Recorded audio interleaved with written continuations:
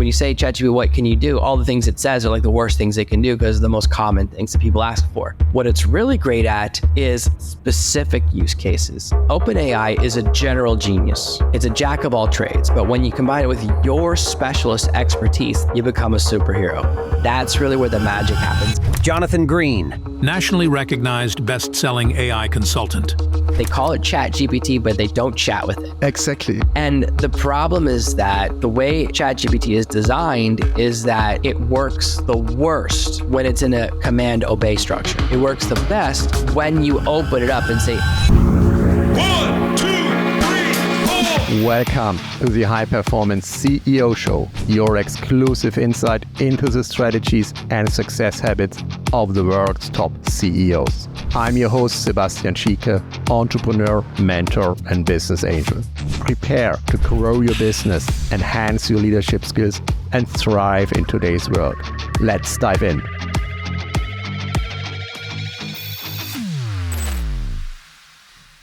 Hey, welcome, Jonathan Green, who's an amazing ChatGPT AI expert, a best-selling author. He lives on an island in the South Pacific. He has an online business. He's an amazing character, and plan to have him on the show for a while. So now I'm really happy that we managed to find this date.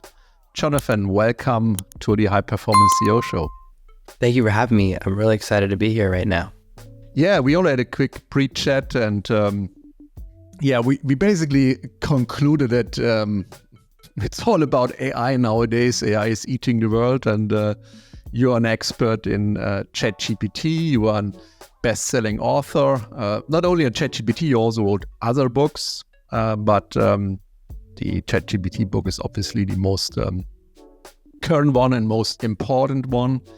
So let's dive into practical usage of AI, of automation, of how to leverage this amazing technology, which is at our disposal. You know, it's available to everyone. And some people leverage the usage, some people not yet. And we want to make sure that by the end of this episode, people have a clear understanding what is possible, how they could use it, and how did you got into AI? Maybe we'll start with that. Sure. As someone who's been building an online business since way back in 2007 and full-time since 2010, I'm always looking for tools and software and ways to leverage and grow. And so every time there's a new software, I'm always trying things. And the past couple of years, AI has been around. There's been some AI writers, like at least 3 or 4 years, that are okay, and they were getting better and better, but never good enough, right? And then this year with ChatGPT 3.5, there was a switch to where suddenly the content was good enough that I could read it and go, this is something I would feel comfortable publishing, and if I read it, I wouldn't be annoyed. So that's really the switch point, right? Where it crossed the uncanny valley. So when that happened, I started getting very interested. And as I do whenever I'm learning about a new topic, I just started watching tons of YouTube videos. And what I noticed was that a lot of people would say, oh, it can do A, B, and C, but it can't do D, or it could do this part, but it can't do that. And even a friend of mine had posted this video about writing a book with ChatGPT, and he was like, oh, it can do this part of writing the outline, but it can't actually do that part. It can't write the book. And I was watching that, I go, I bet I can get it to do that.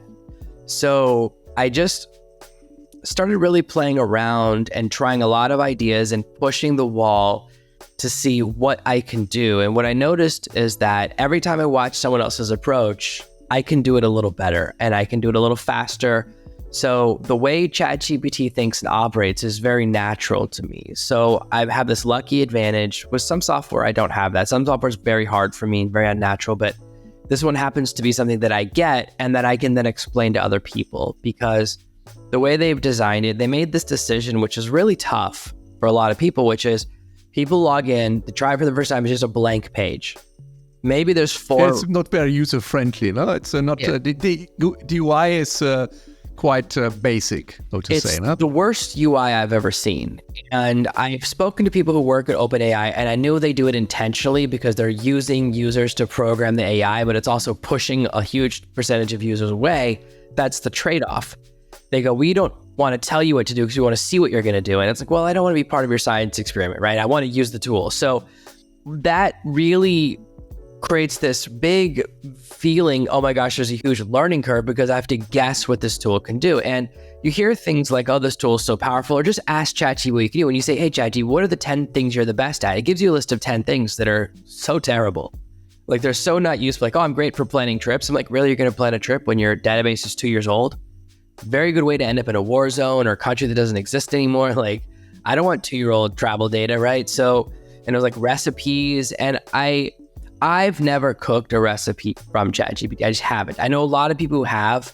It's something that we've never experimented with in my family. It hasn't, not something we've tried, but to me, that's not really practical, right? Cookbooks already exist, and it's just replacing, I don't want to just replace Google with another tool. So it took a while of experimentation and watching videos and seeing what people are doing to get ideas, to see what's possible. So that's the whole reason I wrote a book. I was like, there's no instruction manual. Because there's no onboarding, they forced the creation of a secondary market. Other people have to tell you. And they have this game they play, and this is not just OpenAI, this is everyone, where they'll release features and not tell anyone, right? Like Claude had a major update last week, and probably 1% of their user base even knows, right? They don't even tell their own users. When OpenAI releases a new feature, they don't even email you. No, they don't.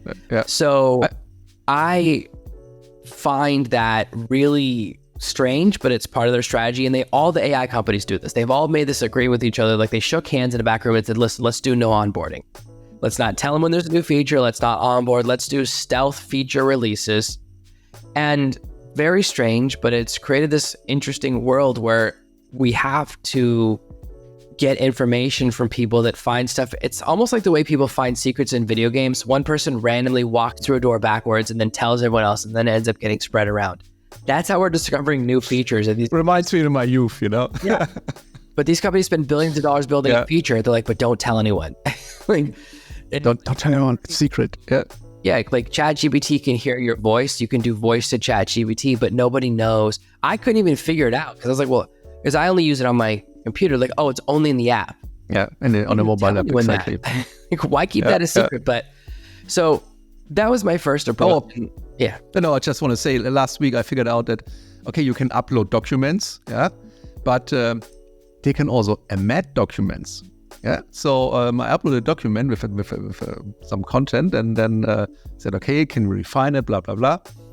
And it basically gave me a link where I could download the amended document. I thought, hey, that's amazing. Never seen this before. Yeah, it's now, so sometimes when I'm having it write a document for me, I'll have it make an outline. Well, I was working on this for one of my courses. I uploaded a video and it said, hey, make a worksheet that goes with this lesson. And it does it, and then it goes, hey, do you want this downloadable? And then it downloaded me a Word doc. I was like, that's amazing. So it is. Yeah. And, you know, one of the questions I first asked it was, what programming languages do you know? And it told me like 5. Then a couple months later, I asked it and it knew 12. And now it knows more and more. I'm like, well, so many secrets that are really useful, right? It knows more and more programming languages, which open up more and more things. And they just don't tell people, which kind of forces you, and I think this is what the OpenAI wants, is to really push the tool and see what can happen. So it's more powerful than you know, but that's why a new user sees that page and is very overwhelmed, and they think this learning curve is very steep. Or they don't really see the use case. No, they don't see the business case. We all hear about, you can write a blog post, you can create a picture. Well, you know, I mean, that's just the tip of the iceberg. Yeah, there's so much below. Most of what people talk about, and this is why I started carving out my niche in the AI world, most people talk about either really hypey stuff, like, oh, this is the coolest new thing, look at this crazy image I generated, and it's interesting but not useful, but it's very interesting.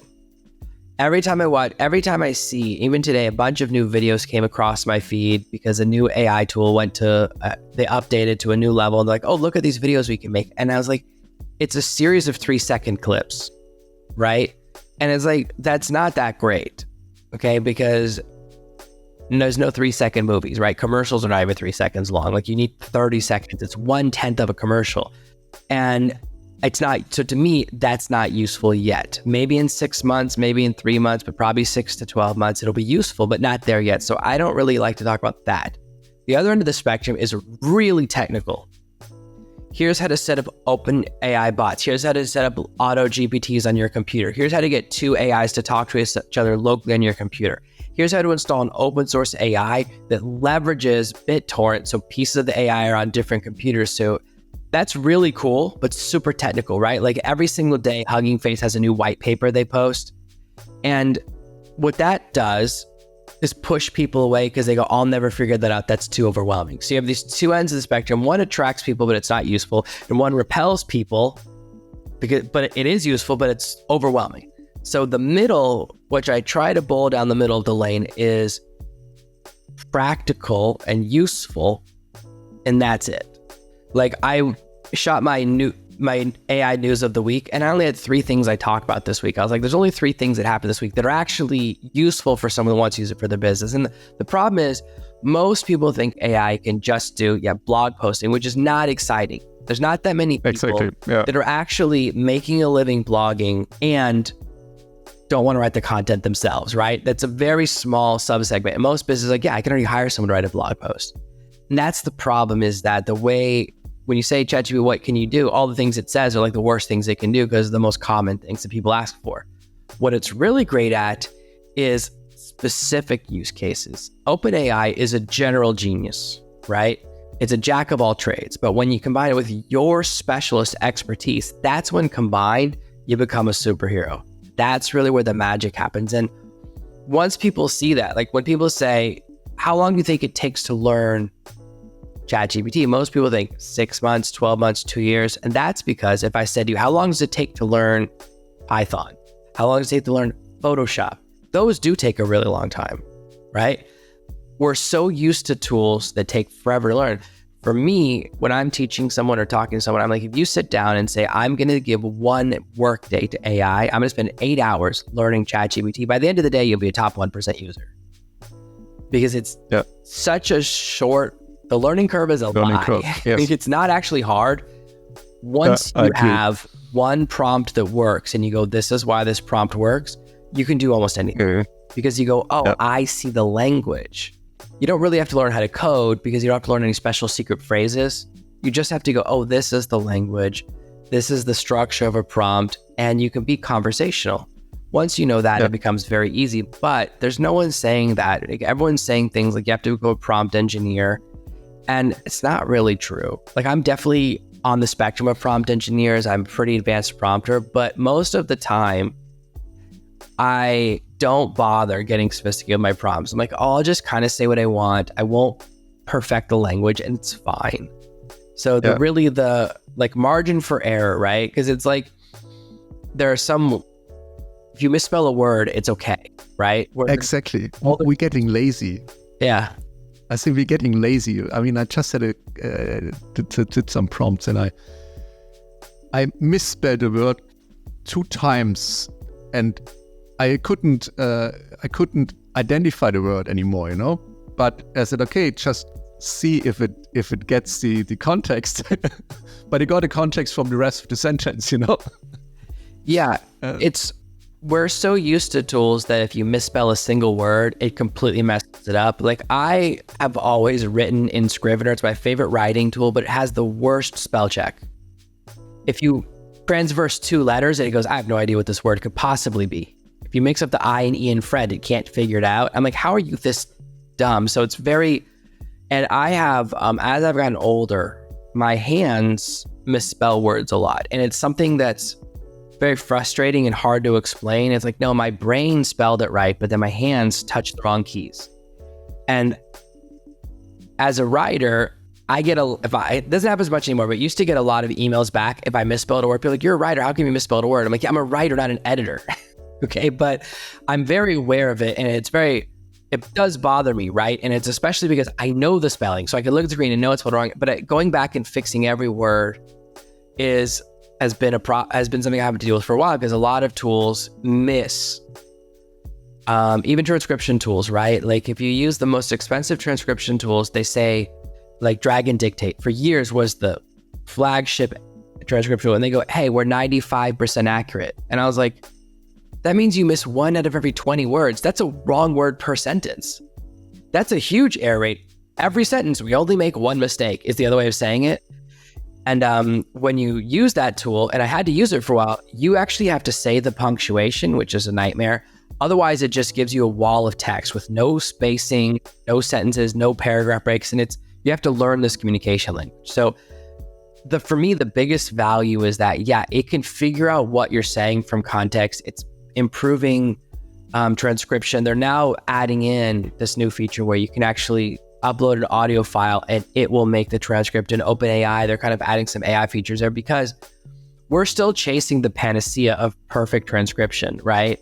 And that's going to be a huge game changer for people like me who dictate a lot. That's how I like to make my content, is I just don't want to, as much as I like to write, I don't like to write with my hands anymore because of the spelling problems. So that's always been the barrier. So I think that there are some very cool things happening that are kind of buried because we think of AI in the way we learn it in movies. Like if you think about Star Trek, right? The ship has a computer, that's an AI, and they don't treat it very nice, right? They touch the badge, it makes the noise, and then they give the ship a command, right? So we think that's how you're supposed to talk to an AI. And that's what most people do. Most people, they call it Chat GPT, but they don't chat with it. They go, computer, make me a coffee, right? And the problem is that the way Chat GPT is designed is that it works the worst when it's in a command obey structure. It works the best when you open it up and say, hey, let me know what information you need. Let me know what data you need. So I figured this out, and this is kind of the game changer. Is like, this is what I want, what information you need to get there. And this happened to me because I had a friend who was working on a copywriting system, and it was really hard because you had to fill in these variables that were hard variables. And I said, oh my gosh, there's got to be an easier way. And I'm always thinking that. I'm thinking, can I do this in less prompts, or can I do this in an easier way that requires less expertise? Because most people can describe their customer and their product very well and why it's a good product, but they can't explain it in marketing language. Like there's a lot of people that if you say, write a sales letter, they can't. And this is actually a better example is if you say to a customer, hey, give me a testimonial. Every customer freezes because they don't want to do a bad one. They don't know what to say and they're not sure what you're looking for. So it's like they want to give you a great testimonial. They don't know what it means. And that's why a lot of people, they never do. They go, okay, let me think about it. And then you hear from them again because they're afraid of doing it wrong. But if you guide them through it and you say, okay, well, tell me, how did today go? What was the worst part? What could we do better? What did you enjoy? They give you the pieces of a great testimonial. And the same way people can give the pieces of great sales letter if ChatGPT asks the right questions. You just have to give a permission. The way ChatGPT thinks is, I always think of Fast and the Furious, where he says, I live my life 1/4 mile at a time.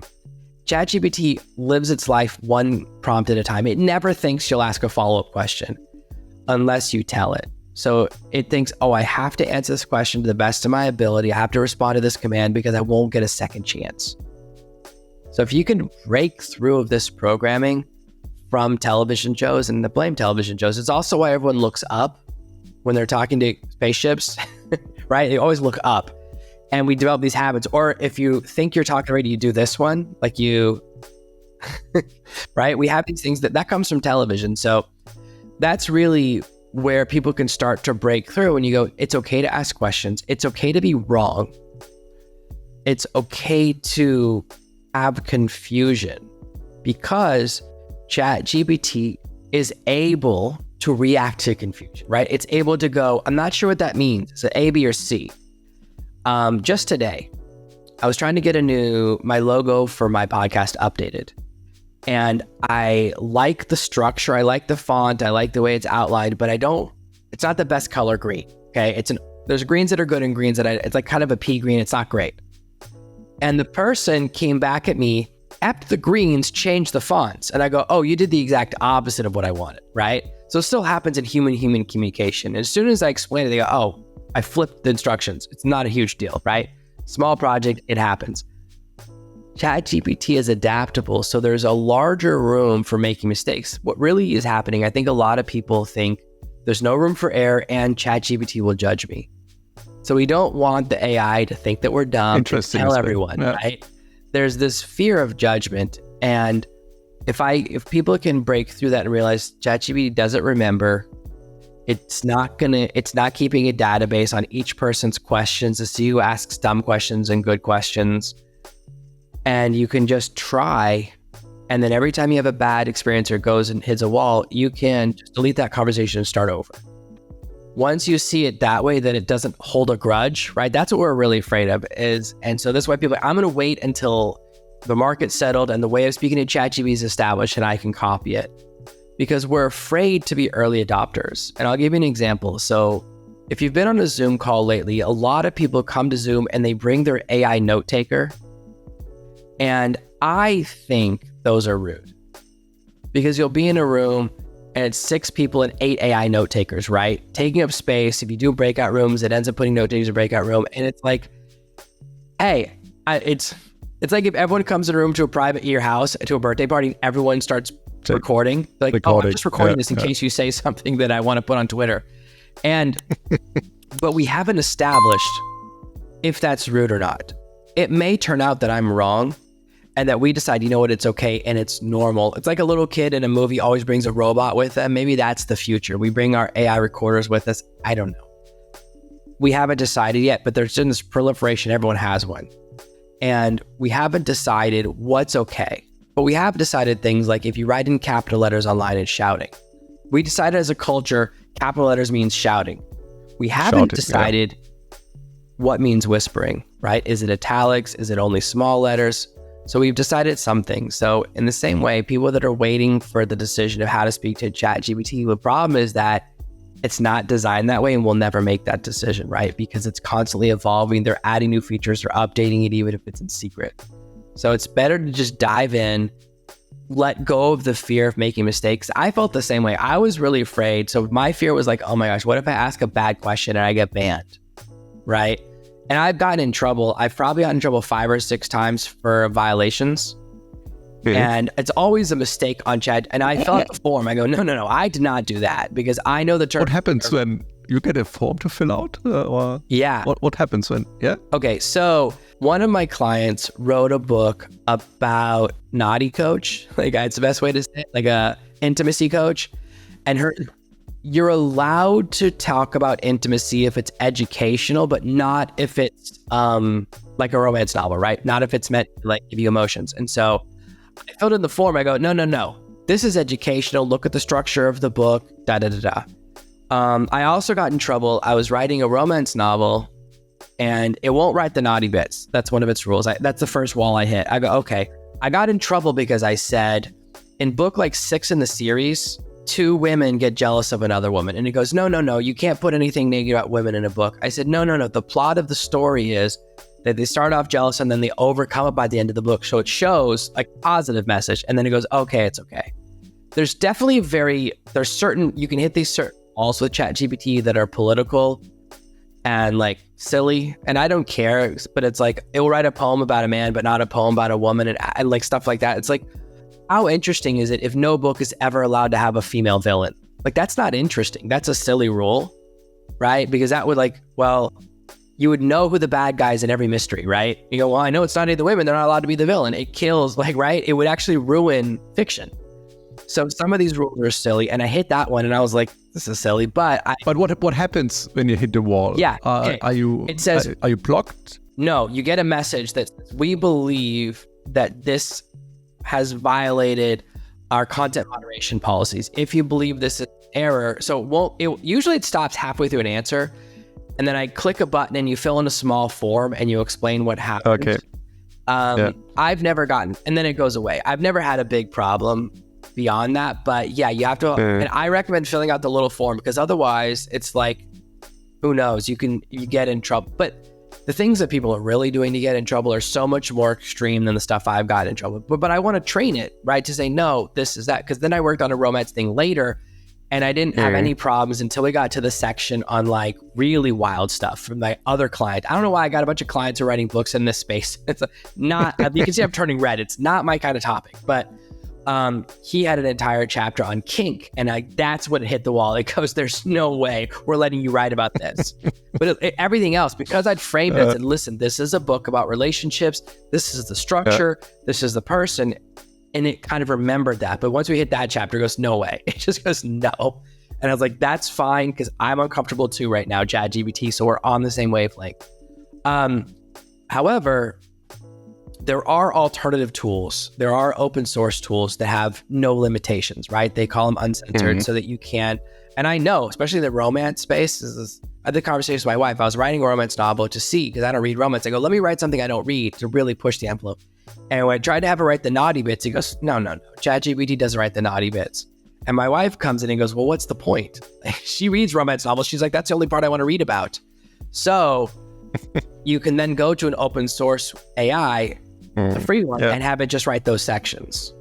So it's still solvable, but there's this constant war between good and bad actors, because the people that are being bad actors are really using it maliciously, or writing to write spam emails or writing it to write malicious code. So I get that.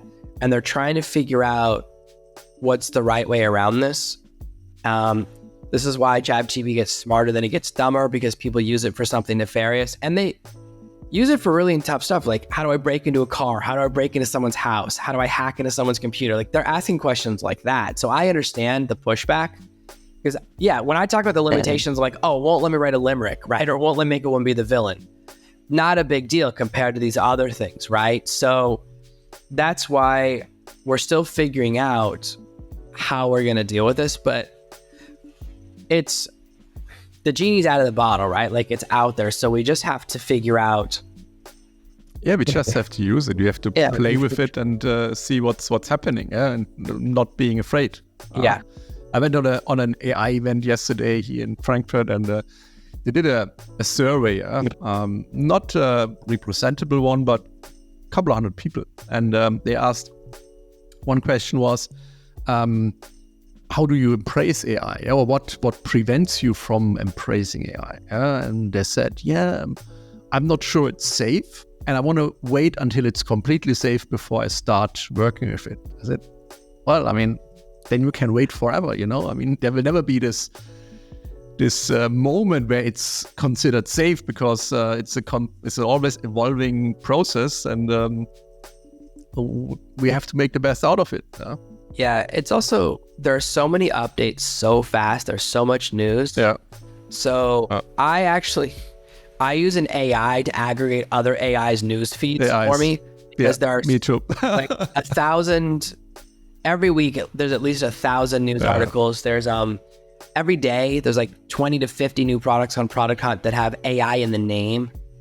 It's impossible to keep up. It's impossible to sift through. I'm always making a list of tools I need to test for my audience to test and do a review on, and I'm always behind.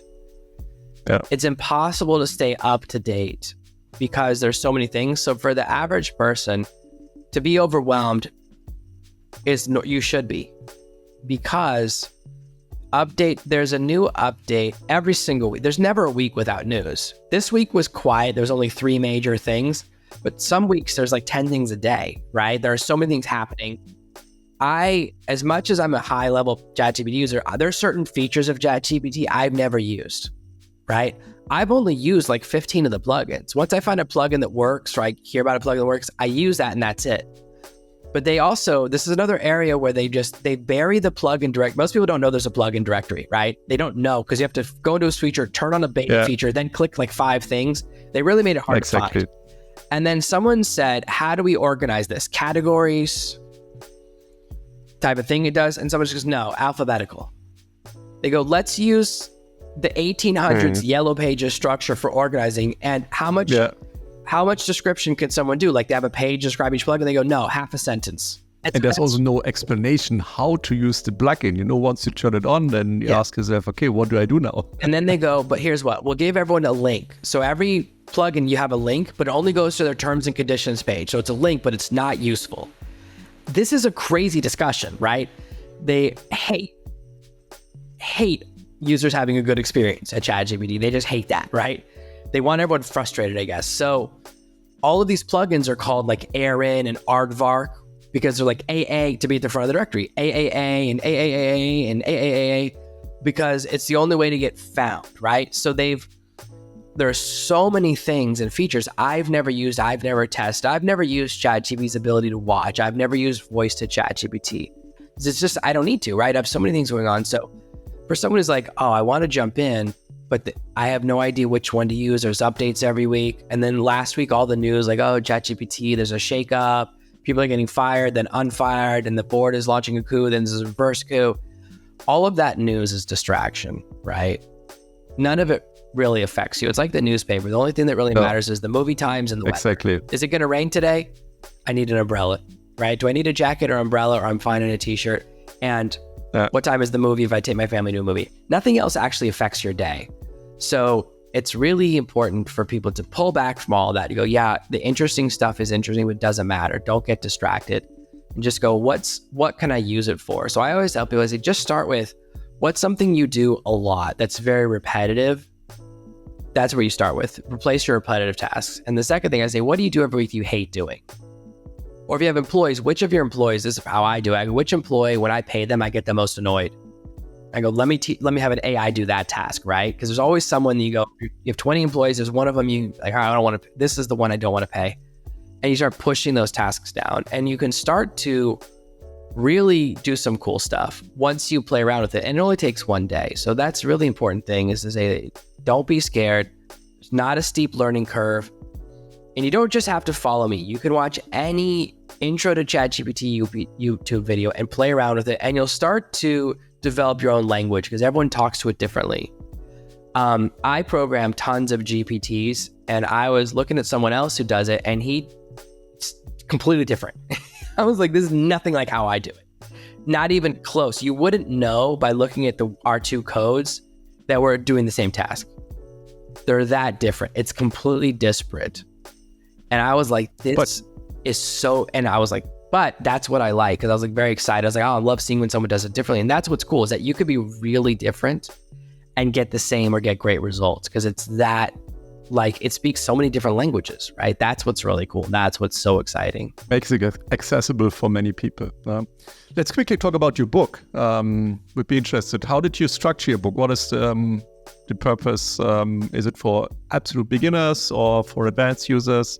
It's mostly for beginners to have the instruction manual that I wish had existed. So what happened, I read a couple of books that were selling really well, and I was going through them, and I was like, these books they're fake. They're fake prompts. And that, like, it drives me crazy when people do that, because it's so bad. And these books were flying off the shelves. And then I go, oh, it's got 1,000 fake reviews written by, because they forgot to take off the part where you go, as an AI, right? As an AI model, my opinion is, and that had all the reviews that started with it. Like, they made that mistake. And I was like, Amazon, come on, right? You're kidding. Catch that. You're kidding. Yeah, so this is the most egregious. No. And I read the book, and I go, this book was written by Chat GPT, and most of the prompts in it had a glitch, which to me is really, really bad, because my fear is someone goes, okay, I bought the bestseller, I'm going to try Chat GPT. I tried the prompt. It's not working. It's crap. Work. This is all hooey. I don't need to worry about this. 2 years later, they get fired because they haven't learned Chat GPT. So I saw that a couple of these books were clearly written by AI, and what people are doing, they were just doing it in a way that I consider very unethical. They had the prompts didn't work. The book was clearly written by Chat GPT, and they didn't tell you which parts were written by Chat GPT, which weren't, and they didn't tell you the responses. So in my book, I kind of wanted to solve those problems. I said, number one, I'm going to put the response from Chat GPT every time I write a prompt. And I put that in the intro. There's still people that complain, right? I go, well, this book wouldn't work without that. You can complain because it makes the book longer. But if I give you half of a phone call, then you're trying to guess. If I give you a prompt and say this will happen, then you copy and paste the prompt. If you don't know what the result's supposed to look like, you don't know if something went wrong. You are incapable as a consumer of error correcting. So I have to give you both parts. I have to give you my prompt. So I give the reasoning, the prompt, and then the answer so that you can replicate. If you get a different result, then you know something went wrong. So that's very important to me. And I put that in the intro of the book. I'm like, warning, if you want a short book that doesn't do this, this is the wrong book. Yeah. The second thing is I only used prompts that I've actually used and made money from. So every prompt is a prompt that generated money for me in the previous 6 months. There are 2 or 3 that didn't, and I put that in. So there was one prompt that I had used with ChatGPT 3.5. I had to update this for 4 because it's so different. So, and I tell you. Every time it's a prompt, it's in bold. Every time it's ChatGPT responding, it's in italics. So I completely 100% transparent because it's the only way to do it. And when I had a narrator narrate the book, she uses 3 accents. You know when the robot's talking, it sounds like a robot. And you know when it's prompting because it's a different accent. Really amazing, super talented. It took me a long time to find her. I went through so many narrators, really exciting. So that even when you're listening, you can tell, because otherwise how are you going to learn? So it's really meant to be that instruction manual. So then I kind of did 3 things. First section is, here's what ChatGPT you do that you had no idea. Here's how you can use it for kind of broad stuff. Like you can use it to study, you can use it to teach you things. Here's the second section is, here's how you can use it for business. Here's how you can use it to write a blog post. Here's how you can use it to pass an AI detector. Here's how you can use it with your podcast. So business things, right? Here's how you can use it to write a cold email. Here's how you use it to respond to an email. So really more practical. So it's a little bit beyond that. And then the third section is where I just tiny talking about prompt engineering, but I don't go too deep, which is really, I say, here's a really simple prompt, which is, this is a classic one that's been around, which is like, oh, you're an editor with 30 years of experience. You're going to answer this question as an editor with 30 years of experience, right? This is the most basic type of prompt, a character prompt, I call it, which obviously the terms have changed because now character prompts are something else, but that's what I call it.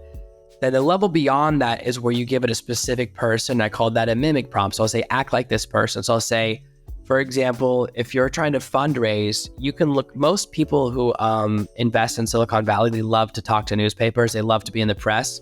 So there's enough about them. They'd love to talk about their investing theory that you can actually do a practice interview with that person. So first you can say, oh, I want to do a practice. I'm applying for a job at Google. I want to do a practice interview, how Google does it. But if you know the person specifically, then you can get more specific, and it's a little better. And you can also have it teach you. You can say, hey, you're George Washington. I want to ask you questions. Why did you chop down the cherry tree, right? And boom, you're getting taught by the person. Hey, you're Stephen Hawking. Please act like Stephen Hawking. Can you explain why the universe is elastic, right? Please explain string theory to me. They talk about it every week on the Big Bang Theory, but I don't know what it means. And for 10 years, I mixed that up with the one electron theory. I thought string theory was the one electron theory, which is that there's one electron that everyone shares, because you can never see where it is and how fast it's moving at the same time. So I mixed up 2 theories. I know that went super nerdy, sorry, but I mixed up these 2 theories, and I was like, then Stephen Hawking explained it to me, right? So that's very useful when I think about, and that one was because I was thinking about Bill and Ted's Excellent Adventure, where they go and get the historical figures to answer questions. And have Sigmund Freud answer a question, Abraham Lincoln. I was like, oh, you know what? That's a cool use for AI case. So that's a beginner just going, oh, you can just narrow it down. Because most people think, oh, the AI needs more data. It's like, no, it needs less. And so narrow it down to got so much data. Yeah. And then a specific person. And then the third thing I talk about is you can narrow it down to a brand. So you can say, hey, answer this question as Marlboro. Answer this question as Harley Davidson. Answer this question as McDonald's. Or write this story as McDonald's, because some people don't want to mimic a real person. That feels unethical. That's fine.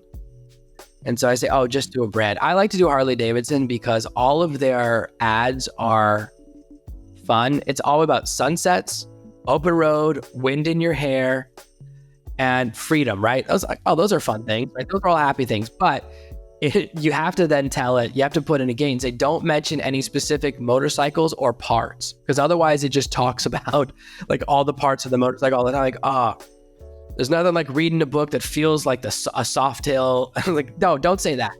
But once you put that limit, it gets really good because it has a really good imagery, right? We can think about a windy sunset and like walking down a road and feeling a windy sunset and feeling free. That's something good imagery, right? In the same way that brands do have a distinct voice, even though they've gone through lots of advertising companies. So that's another way to do it. And it allows you to kind of really play around, because most of the internet is bad, right? Most websites have 0 visitors. If you think about all the websites people made in the 90s, it would autoplay music. You couldn't turn it off, right? Can you imagine that now? I'm glad we decided that's not allowed. But it used to be, you visit my website, it plays music and you will listen. And it will be loud. You can't change the volume. You can't hit stop. And yes, it auto repeats. Okay. They were doing that to each other in the 90s, and it was all flashing sprites. So it's like also, Oh yeah, remember with all these different colored buttons and boards and stuff and commercials. everything, commercial banners on the websites. and everything Crazy, no? exactly would flash, and it would flash in the worst colors. It was like, what's the color that like makes a monitor melt? So if you average out every website, if that's equal to Facebook, well, there's a million of these, there's only one Facebook, so you're going to end up with data like that. So that's why we actually want to sort and say, oh, just use this good data set.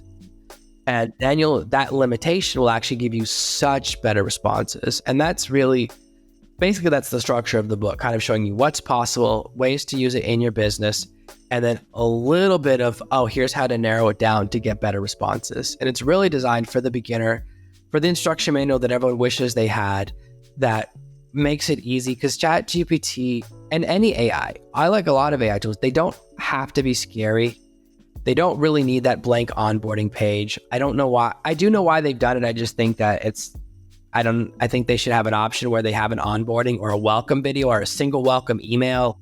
Like anything, like if you go to OpenAI's blog, it's the worst blog I've ever seen. Like there's no information. No. Not only that, they're an image generation company, and every image they have on their blog is terrible. It's so boring. It's like, why didn't you guys use your own tool to make good images? Like, what is happening here? I actually did a new logo for a LinkedIn newsletter today with Dolly 3, and it came out great. I was like, oh, that's nice, because usually it doesn't. They won't use it for their own stuff. My son wanted to create a new YouTube channel, he's into insects and stuff, so we created a name, and Critter Chronicles, and then I said, oh, you know what, it sounds great. I love it. Now I need a logo, what should I do? I said, wait a sec, I had an amazing logo, an amazing background picture, you played around, took us 5 minutes, and it was done. He was so amazed, and it really looked nice.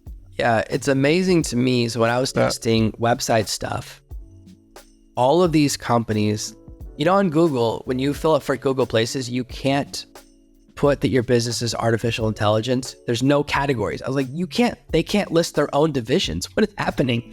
Even these AI, these websites that are AI website generators, you can't select, oh, I'm an AI consultant or an AI generator, anything AI. And I was like, you guys, your own website can't list your own website. What are you thinking? So yeah, I mean, I love logo stuff. Logos used to be such a nightmare. Like you always have to deal with a designer, which means you're going to deal with something. Costs you a fortune. And they're always going to get mad at you because you've questioned their artistic creativity. And there's like, every time I work with a graphic designer or a logo designer especially, I end up going, you know what? I don't want to fight anymore. I'll just take the last design. Like, I want to get out of here. It's never what I sometimes it's pretty good, but it's like, it could be really expensive, And, I paid a fortune for graphic stuff in the past. And then you know what happens is a year later, you don't like it anymore. Then you replace it. But you go, well, it cost me $17,000. I'm not replacing that. Like I'm stuck in. And so it's exactly that. So the cool thing about AI is that it lowers that cost. Barrier of entrance costs, yes. And the emotional investment. The biggest thing, the number one thing that kills people with an online business or any small business is staying too long with a bad idea, right? Now what happens is let's say you're building your own video game. You work on it for 6 months. It's not making any money. You go, I don't want to admit I wasted 6 months. I'll try another 3 months. Then I'll try another 3 months. Now it's 12 months. And then you put in 2 years and it never works, right? Because you don't want to give up and admit that you wasted time. Even worse is if you make a little bit of money, then you really go, well, That's even worse than making no money. Then you go, well, I got a slightly positive sign. And this happens to so many people, and it can be devastating. The cool thing is now I can test and deploy an idea in a single day or in a few hours, and this removes that. That's the most of everything you can do with AI. The best thing is that you can test an idea without enough time to become emotionally invested. And exactly. I've seen it. Like I love watching those investing shows where they go, oh, I have an idea, and they go, how much money have you spent? And they go, what? Yeah, I spent $100,000 on patents and I've got a warehouse full of these. And they go, how many have you sold? None yet. They went all in on an idea that's a bad idea, right? That's one end of the spectrum. The other spectrum is, oh, I've only made one prototype. I don't know if people want it, like, right? And then you go, well, if people want it, we can't make it, right? It's a 6-month wait to get one. Those are the two ends of the spectrum. Now, you don't have to spend a bunch of money on a bunch of ideas. You can test one, and if it's good, you can have another one tomorrow. That's Exactly. what's great about AI, is that it's removed this testing phase and then being trapped in bad ideas. Because what I love to ask people that are really successful, how many good ideas do you have per year? Every person I talk to, millionaire, billionaire, it's always 1 to 2. It's never 365. No one ever says I have a great idea every day. It's like I have 1 or 2 great ideas per year. And I would say I'm the same. On a good year, I might have 3 or 4, but on average, I have 1 or 2 good ideas per year. But I have a lot of ideas, right? I don't have no ideas and then a good one. And sometimes we look at someone who's successful and go, oh, you know what? His first idea was a winner. It's almost never true, but we're comparing our backstage to their on stage, right? We're comparing their public persona. You guys, like watching this video, if you're watching the video, you have no idea if I'm wearing pants or not, right? You only see me from the shirt up.